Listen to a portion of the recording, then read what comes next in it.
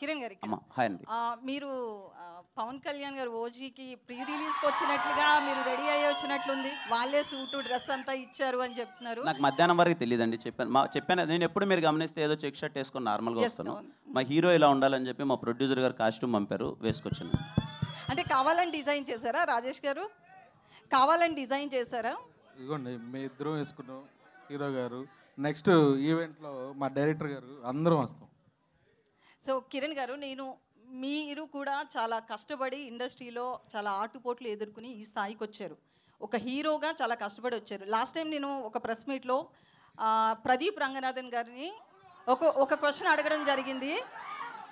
హీరోగా ఆయన చాలా కష్టపడి వచ్చాడని ఆ కష్టాన్ని చెప్పాలి అనుకున్నాను, కానీ ఆయన్ని డీగ్రేడ్ చేయాలి అనుకోలేదు. ఇప్పుడు మీరు కూడా సేమ్ అట్లనే ఎలాంటి బ్యాక్గ్రౌండ్ లేకుండా ఒక ఇండస్ట్రీలో ఒక సక్సెస్ఫుల్ హీరోగా రన్ అవ్వాలి అంటే అది ఆషామాషి కాదు. మీరు చాలా ఫేస్ చేసి వచ్చారు.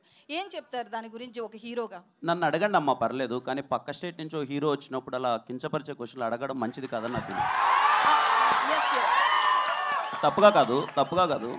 నన్ను అడిగితే మీరు కానీ నేను కానీ మనం అవుటమ్మా. మీరు నన్ను ఒక మాట అన్నా పడతాను, నాకు ఏదైనా ఒక మాట చెప్పినా పడతాను. పక్క స్టేట్ నుంచి ఒక హీరో మన దగ్గరకు వచ్చినప్పుడు మీ లుక్స్ ఇలా ఉన్నాయి ఏంటి అని చెప్పి అలా కించపరచడం అయితే నాకే చాలా బాధగా అనిపించింది. పూర్తిగా విన్నారా కిరణ్ గారు? మీరు క్వశ్చన్ చాలా మంది కట్ చేసి పెడుతున్నారు, అది విన్నారా పూర్తిగా? చాలా మంది జర్నలిస్టులు కూడా ఒక పిఆర్ కంటెంట్ని యాడ్ చేయడం కోసము జర్నలిస్టులో ఎంకరేజ్ చేసి ఏదో చేస్తున్నారు. ఓకే, అదంతా వేరే విషయం.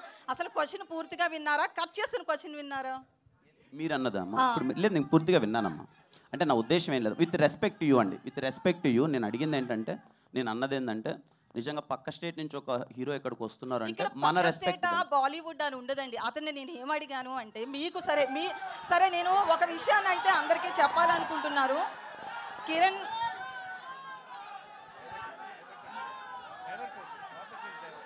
ఒక్క నిమిషం, సారీ అండి, మీరు అడగండి ప్లీజ్, మీరు అడగండి. నేను ఒక హీరో కష్టపడిన దాన్ని చెప్పించాలి అనుకున్నాను, కానీ ఆయన నేను తక్కువ చేయాలనే ఉద్దేశం నాకు లేదు. ఇది మీరు ఒక కష్టపడిన హీరోగా మీకు తెలుస్తుంది కాబట్టి మాత్రమే నేను ఈ రోజును కూడా మిమ్మల్ని అది గుర్తు చేస్తున్నా అంతే. ఇంతకు మించి ఏం లేదు.